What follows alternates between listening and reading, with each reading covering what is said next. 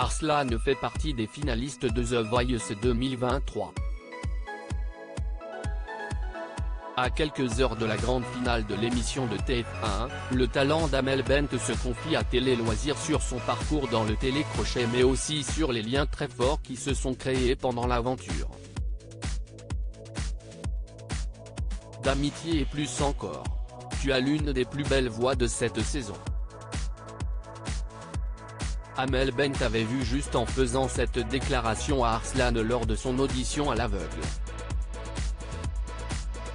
Ce samedi 3 juin 2023, le talent sera sur le plateau du télécrochet pour disputer la grande finale sur TF1. Le jeune homme devra tirer son épingle du jeu face à 3 candidats bourrés de talent: Aurélien, le talent de la Team Zazie, Misha, son coéquipier dans l'équipe d'Amel Bent et Jérémy Levy qui représente Vianney.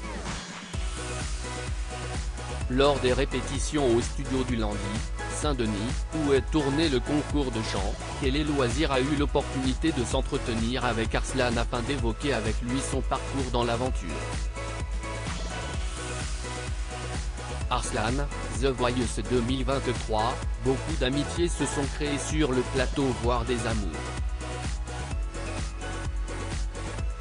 Télé Loisirs, comment vous sentez-vous avec la grande finale en vue? Arslan, j'évite de trop analyser mon état d'esprit. Il rit, j'ai des hauts et des bas. Par moments, je me sens bien et à d'autres je suis triste, je pleure un peu. Mais globalement je suis très content d'être là. Pourquoi triste? Car l'aventure touche à sa fin. On n'a pas envie que ça se termine tellement ce que l'on vit est beau et intense. CIST extraordinaire. J'ai peur du vide qui va s'installer après la finale. Vous êtes le premier à avoir été qualifié pour la finale. Ce n'était pas dans l'ordre des votes mais est-ce que CIST a un soulagement quand son nom sort en première position? À l'annonce des résultats, j'étais content mais en même temps, il y avait cette forme de pudeur. Je ne voulais pas me réjouir car les autres attendant le résultat. Je vis mes émotions de manière très intense mais je les montre de façon très modérée. Un vrai semble s'être créé entre tous les talents de cette saison. Il y a une vraie cohésion entre nous et surtout mes camarades sont de vrais gentils, des gens bien et on le sent. Nous sommes dans une compétition mais on essaye au maximum de s'extraire de cet état d'âme. Nous avons vécu tellement de moments conviviaux. Beaucoup d'amitiés se sont créées. Voire des amours, il rit, ça ne me concerne pas donc je ne peux pas en parler mais ils ne sont pas en finale. Comment avez-vous vécu la visite de Monsieur Cabane dont vous vous occupez? Arslan est assistant de vie auprès de personnes âgées, note de la rédaction. Avant ma prestation, ils ont passé des magnétos et à chaque fois que j'entendais sa voix, j'essayais de ne pas pleurer. Je devenais émotif parce que ça me rappelait tout le chemin parcouru depuis mon arrivée en France il y a 2 ans. Je suis né et j'ai grandi à Alger où je faisais des études de chimie. Avec Monsieur Cabane, au début, c'était une relation professionnelle. J'essaye de garder une distance pour me protéger mais un lien s'est créé entre nous. Je n'ai pas l'intention de le laisser tomber. Il sera présent sur le plateau pour la finale. Comment perçoit-il ton parcours dans l'émission? Il est fier, il trouve que j'ai évolué sur tous les plans.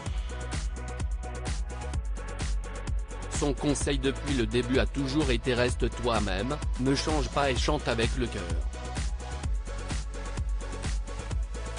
CIST de cette manière-là que tu réussiras à toucher le cœur des gens.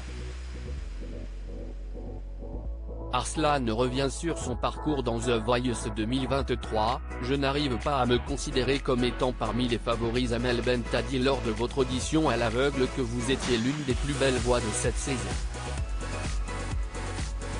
Vous faites partie des favoris. Si est-il une pression supplémentaire pour vous? Non, ce que peuvent dire les autres me fait plaisir, mais je suis tellement dur avec moi-même que je n'arrive pas à me considérer comme étant parmi les favoris. Effectivement, je suis finaliste, mais une étape de The Voice, si est-il un moment, un rendez-vous, et s'il est raté, tu n'es plus le meilleur.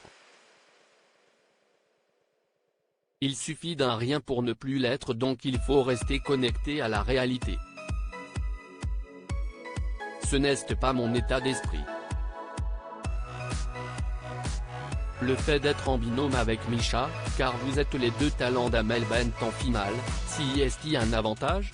Je n'arrive pas à savoir si est-il un plus d'être deux de la même équipe en finale. Le public va-t-il pour moi, pour lui ou pour la team Amel Bent? En tout cas, je suis ravi que Misha soit là. Avec lui, je ne m'ennuie pas, il est drôle. J'aime discuter et travailler avec lui. On se conseille parfois. Pour moi, être en finale est un cadeau que l'on devait à notre coach. Elle est vraie, authentique dans la vie de tous les jours et aussi artistiquement. Amel est très engagée avec nous et pour moi si est ma responsabilité de réussir chaque étape dans cette émission.